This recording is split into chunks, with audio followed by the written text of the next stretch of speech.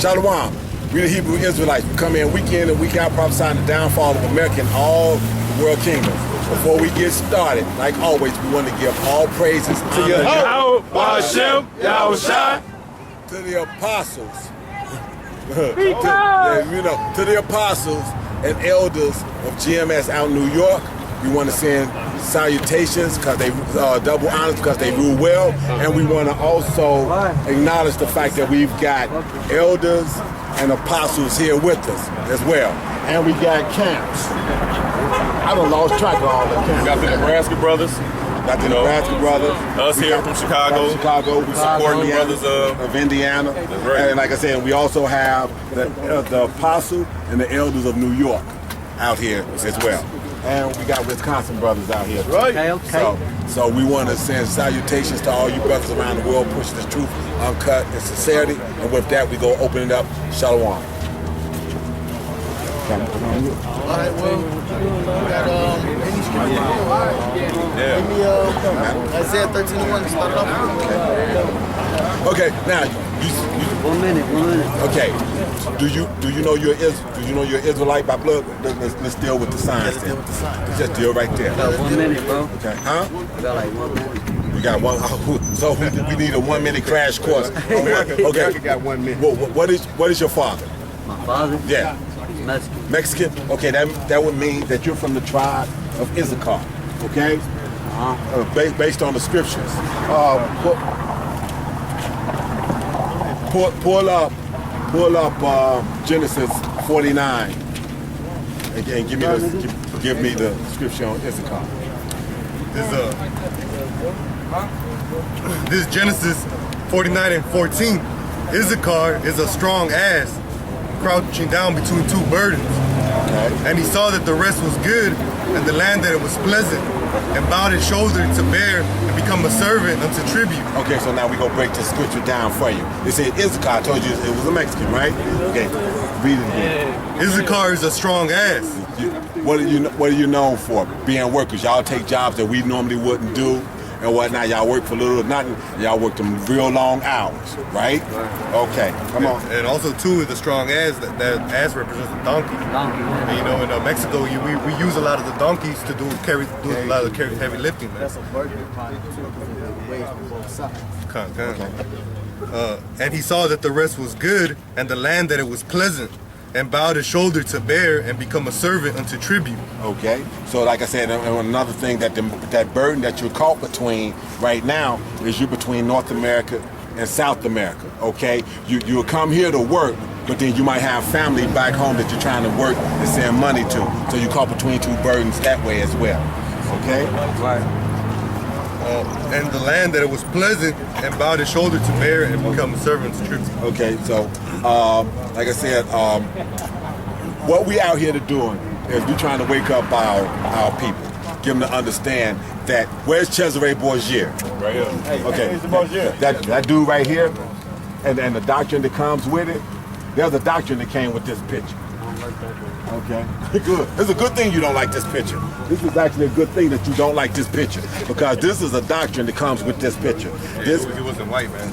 First of all, the Bible says that he wasn't white. We can go into Revelation to prove that part of it. And I'm going to give you the background on this guy. This guy, Cesare Borgia, he was the son of Pope Rodrigo Borgia, the 6th Pope of Rome. He was also a pedophile.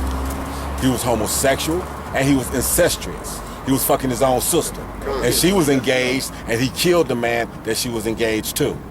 Okay? So, of all people that could have posed for the picture, why this dude? Because he was one of the most wicked motherfuckers you want to come across. Right. Okay? But the doctrine with this is if you believe in this dude and confess the name of Jesus, you can be saved. Give me Revelation. Give me that and give me your chosen. All right, this is you have to be chosen. You could. Revelation is 1 and 1.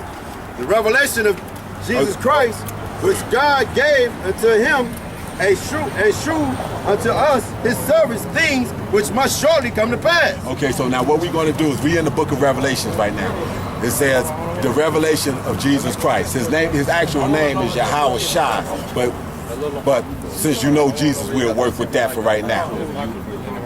It's a revelation. The revelation means to reveal. an angel is being sent to John on the Isle of Patmos to break down this revelation and give it to him so he can write it down. Okay? Jump down to 113. And in the midst of 7 candlesticks, one like unto Son of Man. Who is the Son of Man? Son of Man. Yeah. Read it again for him. He said, and in the midst of the 7 candlesticks, one like unto the Son of Man. So who's the Son of Man that he's talking about there? That would be the guy that they call Jesus, but his real name is Yahweh Shai. Okay, the Son of Man.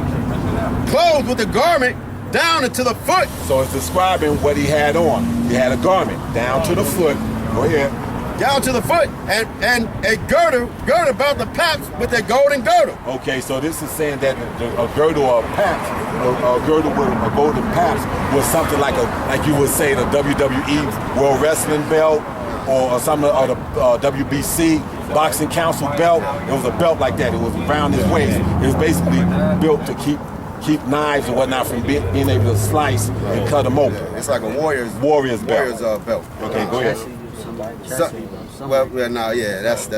something different. I got the concept. That's what's up, brother.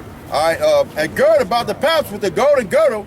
His head and his hairs were white like wool. Okay, so now it said his head and his hairs were white like wool. We got woolly hair right here. So this is the texture of the hair.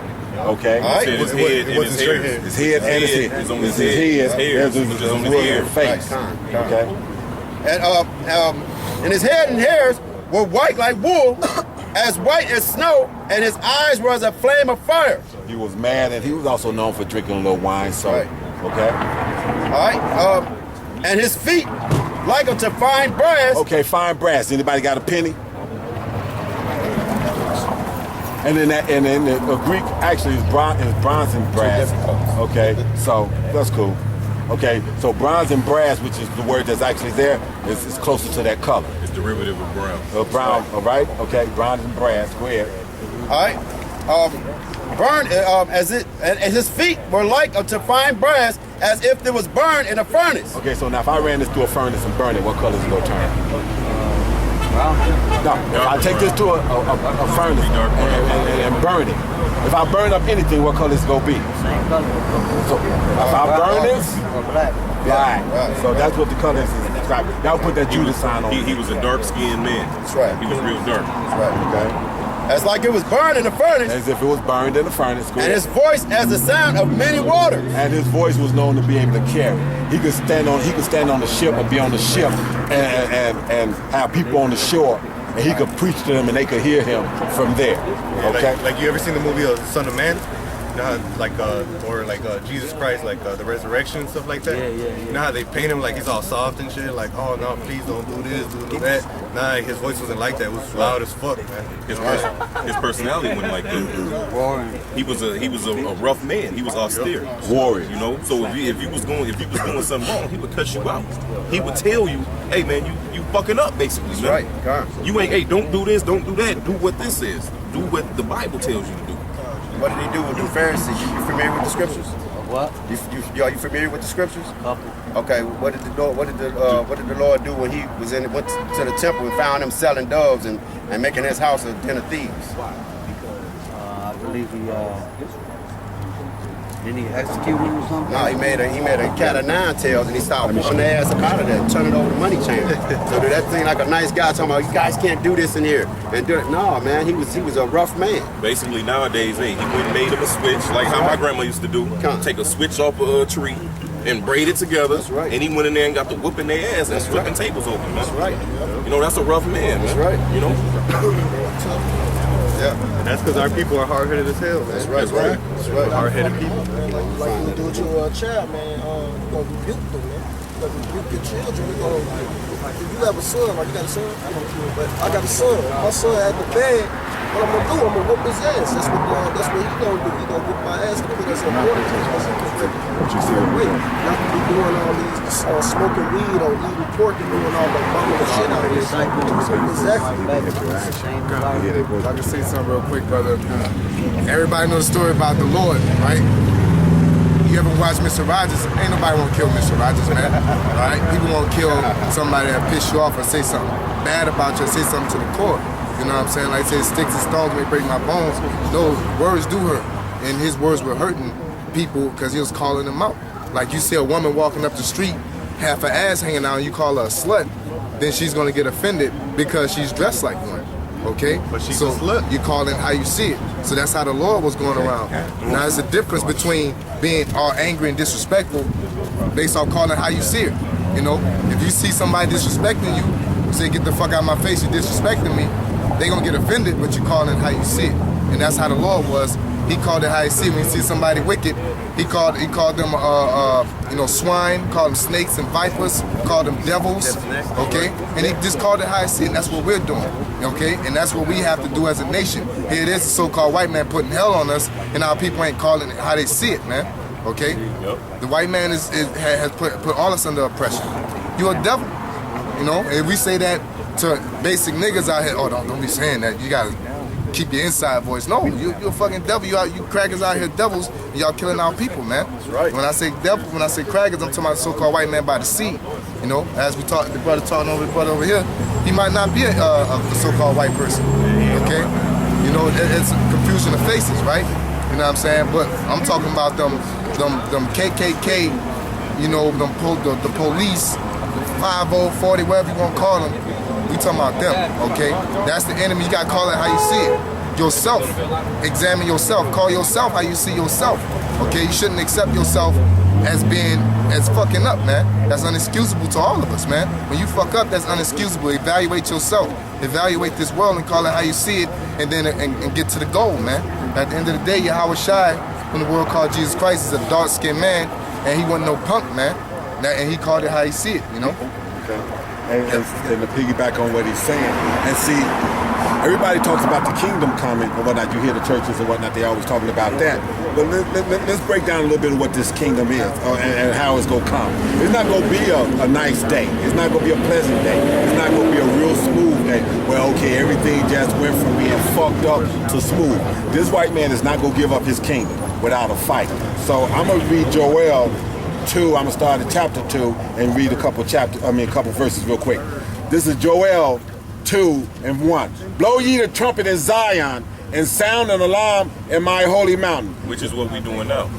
We're standing on that watchtower. We're the watchmen, man. We out here to tell our people to come back to Yahweh Bashem Yahweh Shai. Yahweh being the Father's name and Yahweh Shai being his son's name.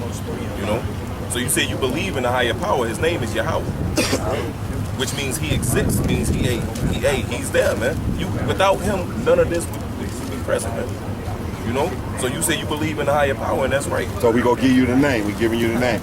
Let all the inhabitants of the land tremble, for the day of Yahweh cometh, for it is nigh at hand. And that's what we doing. We out here blowing a trumpet. Blowing a trumpet is basically symbolic of preaching his word. That's right. We sounding the alarm, telling you, hey man, you gotta get yourself right. Because when the Lord come, it ain't gonna be daisies and lollipops like motherfuckers in the church say it is, right? When the Lord coming, he coming with destruction, man. And if you ain't right in the eyes of Yahweh Bashem Yahweh Shai, according to this word, man, you gonna be destroyed along with these motherfuckers in this place. Okay. Now, this is 2. And a day of darkness and gloom, a day of clouds and of thick darkness, as the morning spread upon the mountains. Right. And it says a day of darkness, a day of doom. That don't sound pleasant, man. You know?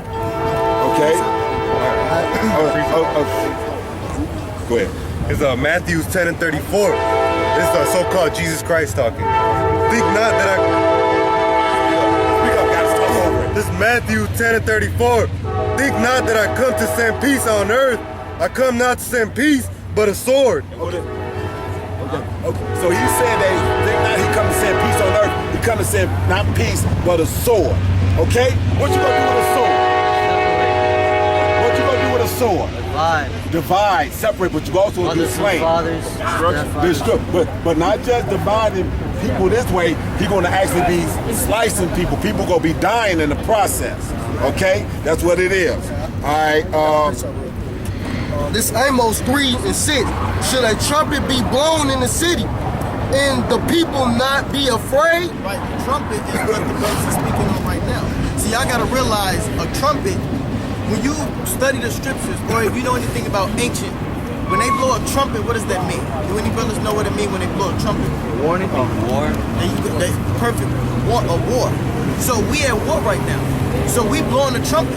The war is about to come, and that war is. Somebody want to give me Matthew 24? Okay, the warning is what? Blacks and Latins, those men on that side against these so-called white people. Okay, the Edomites to be exact, or the Arabs, which is the Ishmaelites. Okay, or the Chinese, or the Japanese, or the Africans. Okay, we about to go to war with these other nations. So that's why these brothers bringing these scriptures out to you to let you know that who the world calls Jesus Christ, Yahweh, he's coming for war. He's not coming to have fucking peace. Read that again. This Amos 3:6. Should a trumpet be blown in the city and the people not be afraid? Should there be evil in a city and the Lord have not done it? Right now, evil is talking about a bad time. This is exactly what these brothers is bringing out. Shall evil come to America or around the whole planet Earth and people not be afraid? Right, the Lord is doing this because there's something wrong with the planet Earth. The scripture tell you it has a controversy with the earth, meaning he has a deep hatred or a problem with this place. Okay, hold on 1 second. Calling yourself a Mexican or a Puerto Rican, the Lord has a problem with that shit. Okay, us calling ourselves African Americans, the Lord has a problem with that. Okay, the white man ruling over us, the Lord has a problem with that. Our woman ruling over us, the Lord has a problem with that shit. Okay, Obama in the office and he's an African, he's not an Israelite, the Lord has a problem with that. That's why war is coming to America. Homosexuality, bestiality, you know what bestiality it is? It's when men and women have sex with animals. Oh yeah. Right, the Lord has a problem with that shit. Go ahead. This Proverbs 16:4. The Lord have made all things for himself. Right. Yea, even the wicked for the day of evil. Right, the Lord is coming to basically fuck this place up. He made it to himself. Okay? The wicked for the day of evil. The wicked is the so-called white man. The day of evil, soon I'm pretty sure the brothers gonna get into it, is when the thermonuclear missiles hit. That's the true day of evil right there. That's about to get ready to go. Go ahead, brother. Go ahead. All right. Okay. Think. Okay. Let's start back at the top, brother. Okay. Blow ye the trumpet in Zion and sound an alarm in my holy mountain. Let all the inhabitants of the land tremble, for the day of Yahweh cometh, for it is nigh at hand. Now, if it's gonna be all peace, lollipops and love and shit, why is the whole land trembling? Yeah. Why is everybody trembling? You know? A day of darkness and of gloominess, a day of clouds and of thick darkness, as the morning spread upon the mountains. A great people and a strong. There have not been ever the like, neither shall any more after it, even to the years of many generations. That fire. Now, that people that it's speaking of, it's not talking about literal people. It's symbolic. It's speaking about missiles, ICBM missiles. The missile. There you go, right there. We got it. This is this people that it's speaking about. A great people and a strong. Yes. The nukes. That's right, brother. We don't keep going up. A fire devoureth before them, and behind them a flame burneth. And flame burners behind them. And the nuclear warhead, when it explodes, that's the fire that's before them. You know? Go ahead, brother. Okay. Okay, behind them. A flame burneth, and the land is as the Garden of Eden before them, and behind them a desolation wilderness. Like it's. No, go ahead. You ever seen a picture of like when they bombed Hiroshima and Nagasaki, how it was desolate when it was, okay, it was a nice thriving city beforehand. Once they dropped it, boom, it looked like a fucking wilderness. Motherfuckers walking around dazed out, fucked up. They was disorientated, man, behind that. I mean, you ever pop like an M80 or a fucking quarter stick of dynamite and it's like boom and your ears are ringing? Imagine what this is gonna be like when that sound go off. And that was atomic warfare. That was atomic. Hiroshima and Nagasaki. This is nuclear now. That's right. So this is 1,000 times strong. So,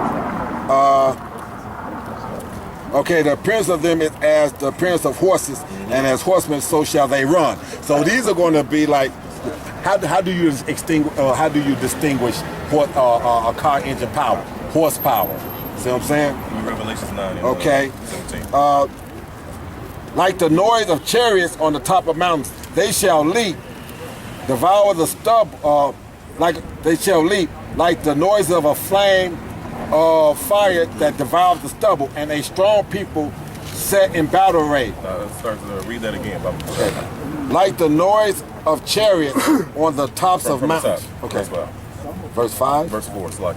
The appearance of them is as the appearance of horses. Now, what he's seeing, well, in ancient times, when they come into the battle, it'll be a group of horses just running in.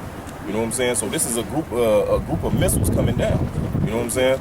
Go ahead, give me that. This revelation. And the horse represents the power. You know what I'm saying? It's the being on the horse represents power. So the missiles is coming with power. So he's symbolic of saying it's coming with his power. You know what I'm saying? This Revelation 9:17. And thus I saw the horse in a vision, and them that sat on them, having breastplates of fire, and of Jetsons, and of brimstones,